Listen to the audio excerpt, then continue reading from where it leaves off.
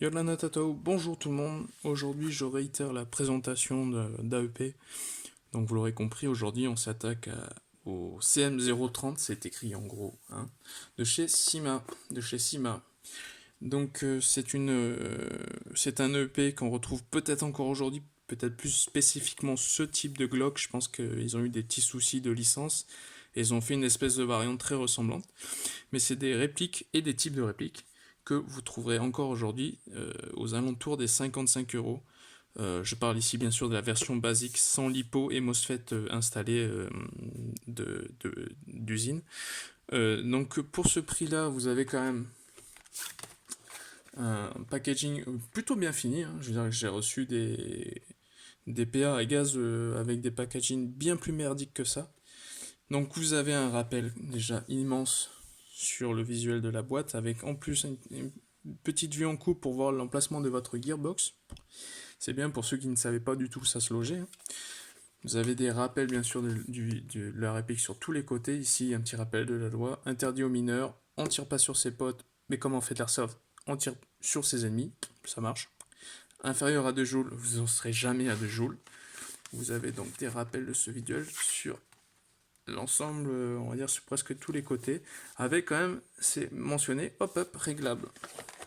Il faut croire qu'à une époque, il les faisait sans hop-up peut-être. Donc il s'agit ici d'une version culasse fixe, ce n'est pas un EBB avec 4 piles, vous avez une batterie à mettre dedans, donc vous avez une meilleure autonomie. Donc pour 55 euros, qu'est-ce qu'on a? Voilà le contenu de la boîte. Elle est complète pour jouer en sortie de boîte, hein, donc ça reste du Sima, un grand classique, hein, vous avez tout ce qu'il faut pour commencer. Alors là, on a un petit manuel d'utilisation avec un beau visuel dessus. Comment utiliser sa réplique, hein. Je ne vais pas vous faire un cours dessus, vous savez faire. Et surtout, on a un éclaté en cas où vous avez besoin de changer de pièce. Vous avez la réplique en elle-même. Faites pas attention au scotch bleu, c'est le passage chronique de ma team. Donc une réplique, un sachet de billes, la batterie. Le chargeur de billes, lui, est déjà dedans. Vous avez le BB loader et le chargeur de batterie. Bon là il manque la prise secteur et le transformateur, tout simplement parce que moi je le passe sur mon chargeur universel. Donc je me suis passé de ça, quoi. Je sais plus où je l'ai foutu, mais il sera présent, ne vous inquiétez pas, si vous en achetez un bien sûr. Donc, et bien sûr la petite tige de débourrage. J'aime quand c'est vendu avec. Aujourd'hui c'est un truc de moins en moins présent. Donc voilà, dans son petit écrin en polystyrène, pensez à bien nettoyer quand même. Je vais maintenant passer à la réplique, on va voir ça d'un peu plus près. Pour le packaging c'est fini, passons donc à la réplique. Voici à peu près ce que vous avez. Je ne sais pas s'il respecte les dimensions de l'arme réelle, je n'en ai jamais touché. Mais je sais par contre qu'il n'est pas du tout réaliste, hein. Vous allez avoir des boutons farfelus à droite à gauche qui ne sont pas du tout destinés à ça sur l'arme réelle. Donc à commencer, petit rappel de la puissance, ça fait 2 ans que cet autocollant est là. Je l'ai jamais enlevé pour faire cette vidéo aujourd'hui, quoi. Donc je vais pouvoir l'enlever maintenant. Donc petit tour rapide de la réplique. Donc c'est du full plastique.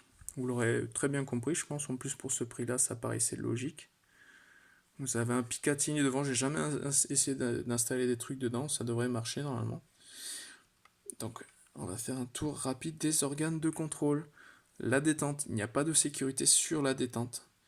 Vous avez ici le bouton d'éjection du chargeur qui est toujours du côté droit de la réplique. Vous avez le sélecteur de tir. Là, en haut, vous voyez le petit point en haut? Eh bien, c'est pour semi.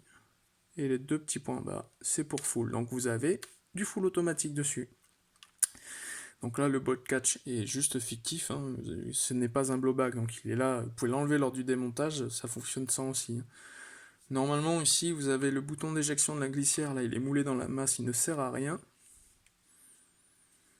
De l'autre côté, donc, Made in China, sans déconner, c'est Sima, on le savait.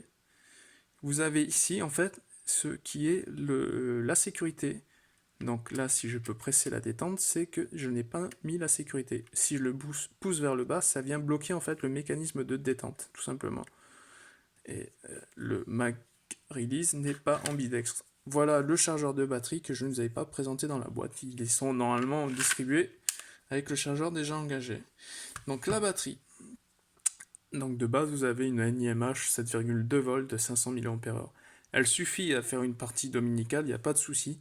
Maintenant, ça manque de patates, ça manque de réactivité, et aujourd'hui, avec la lipo, on s'en sort bien mieux pour moins cher. Une batterie comme ça, on se perd, c'est 20 euros. Une batterie lipo, c'est 15 euros. Voilà. Donc je pense que bientôt, ça va disparaître du packaging, tout simplement.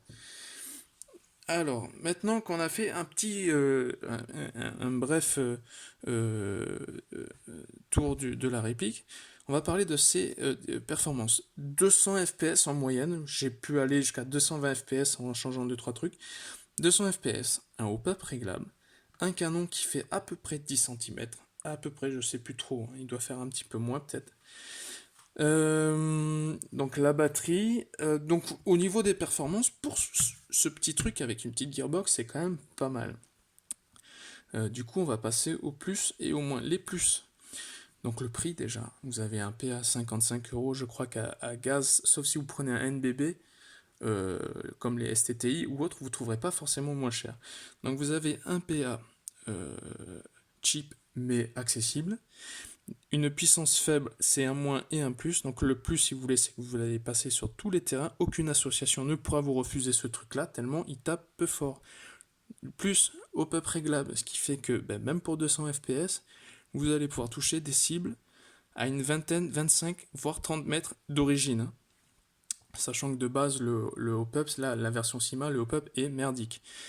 Le gros plus déjà, c'est le fait qu'on ait divisé les consommables par deux. Vous n'avez plus qu'à recharger votre batterie. Il n'y a plus de gaz, donc ça se réutilise jusqu'à la fin de vie de la batterie. Le gaz, vous serez obligé d'en racheter dès que vous avez fini. Donc on divise les consommables par deux, il vous restera plus qu'à trouver des billes. Du coup, l'autonomie. Donc avec ça, vous allez durer une bonne partie dominicale. Hein. Maintenant, j'ai rarement utilisé que le PA en partie dominicale. J'ai pas le point de vue le plus objectif dessus. Mais comparé à une charge de gaz, vous allez tirer beaucoup plus de billes avec. Et l'autre gros point positif, c'est le prix de vos accessoires. Donc, bon, à part la batterie, celle-là est très chère, hein, vous avez maintenant des batteries, comme je disais, LiPo pour 15 euros. Et le chargeur de billes pour 6 euros, je crois. Et encore, si ça n'a pas baissé entre temps, quoi. Donc vous ne trouverez pas de chargeur pour PA à gaz à 6 euros, c'est sûr. Bon, ce qui fait que vous pleurez moins quand vous les perdrez, parce que ça arrive aussi, ça, dans ces putains de holsters mal foutus. Donc, il y a quand même beaucoup d'avantages. Maintenant, les moins. Pas de blowback, c'est moins fun à utiliser. C'est vrai que quand vous l'utilisez, c'est un peu frustrant de ne pas sentir la culasse reculer, de ne pas sentir de kick. Maintenant, c'est 55 euros, quoi. Donc, pas de blowback, pas fun à utiliser. Le réalisme qui laisse à désirer, hein, on l'a vu, la sécurité, alors que sur certains c'est sur la détente, faut voir sous la glissière, sous le frame. Le réalisme n'est pas là, le blowback n'est pas là, la puissance n'est pas là. Moi, je suis obligé de le mettre en moins, mais pour moi, je le considère pas comme. Mais pour ceux qui aiment des PA 300 FPS, vous ne l'avez pas là. Donc quand on voit après, on fait le pour et le contre, il y a quand même beaucoup plus d'avantages que de désavantages. Surtout que ça va pouvoir tourner toute l'année, ça ne craint pas le froid, c'est encore un plus que j'ai oublié de mentionner, je crois. Les températures basses n'affecteront pas votre régularité de tir, tout ça. Et d'ailleurs, gros plus aussi, la régularité de tir. Vous avez à peu près 200 FPS à tous les tirs. Sur le gaz, sur les versions gaz, plus votre charge de gaz diminue dans votre chargeur, et bien sûr, moins puissants sont les tirs, quoi. Cela dit, ça reste quand même une très bonne réplique pour tous les joueurs, qu'ils soient débutants comme confirmés. Hein. Ça dépend bien sûr du budget que vous voulez mettre pour le fiabiliser, car oui, il faudra quand même le fiabiliser. Donc, comme je disais, vous avez votre gearbox, vous avez 5 petits engrenages, donc forcément, ça demande quand même un entretien un petit peu plus complet que sur un AEG. Et malheureusement, le démontage, ça reste quand même une horreur. Donc, il vous faudra aussi Ben, changez le joint au pup. Maintenant, vous trouvez les joints au pup Marui et le canon PDI, il coûte une trentaine d'euros. Le joint Marui coûte 5 ou 6 euros. Il faudra absolument changer ces pièces-là sur votre AEP. C'est juste vital. Et bien sûr, de passer en lipo. Mais grosso modo, 15, 30. euh, plus les 6 balles. Vous en êtes à peu près pour 65 euros d'upgrade pour avoir un truc plutôt fiable. Euh, Après, bien sûr, aujourd'hui, parce que la plateforme des AEP a à peu près 10 ans aujourd'hui, mais aujourd'hui, vous allez trouver de plus en plus de pièces upgrade, que ce soit des engrenages. Là, vous voyez, j'ai déjà changé les bushings. Vous trouverez des nozzles, vous trouverez plus de joints et à faire fly aujourd'hui aussi qu'en distribue. Mais ça commence quand même à vachement mieux s'élargir. On trouve de plus en plus de pièces et d'autres accessoires, comme par exemple le rail tactique avec. Non, il veut pas. Putain, il a été serré à la colle ou quoi? Par exemple, sur mon tout premier G18 qui est aujourd'hui exposé, j'avais installé cette glissière. Ce qui fait qu'aujourd'hui, je peux le doter d'un red dot comme je veux. Et en plus, c'est interchangeable, quoi. Comme, en fait, c'est pas vraiment un plus, parce que vous pouvez faire ça avec un GBB aussi. Plus l'ajout d'un silencieux possible. Après, il est contraint, par contre, aux mêmes mésaventures. Hein. C'est-à-dire que si, lorsque vous le glissez dans votre holster, il vient appuyer le bouton d'éjection du mag, ça fera comme sur votre PA à gaz. Hein. Ciao le mag. Hein. Donc, on a quand même aujourd'hui, plus que jamais, de plus en plus d'upgrades. Vous trouverez quasiment toutes les pièces moteurs, cylindres, tête de piston de chez PDI, vous en trouverez de plus en plus. Ça devient vraiment une plateforme de plus en plus sollicitée en plus pour les jeunes joueurs, les nouveaux joueurs, on va dire, qui vont plus avoir envie de s'emmerder et qui vont avoir très peu de bricoles à faire. Au pire, s'ils connaissent un shop pour le faire, ils le font pour eux. Ou s'ils ont un budget, ils prennent la version déjà pré-upgradée. Voilà, je vais conclure en fait codement ma vidéo comme ça, mais je crois que j'ai pas plus de trucs à vous dire. Si ce n'est que si vous êtes intéressé par ce genre de modèle, je ne peux que vous conseiller de les prendre. Bien sûr, il faudra quand même changer le joint au pup, le canon et, comme vous avez vu, la batterie. C'est quand même un truc indispensable si vous voulez avoir quelque chose de vraiment jouable et de moins frustrant, quoi.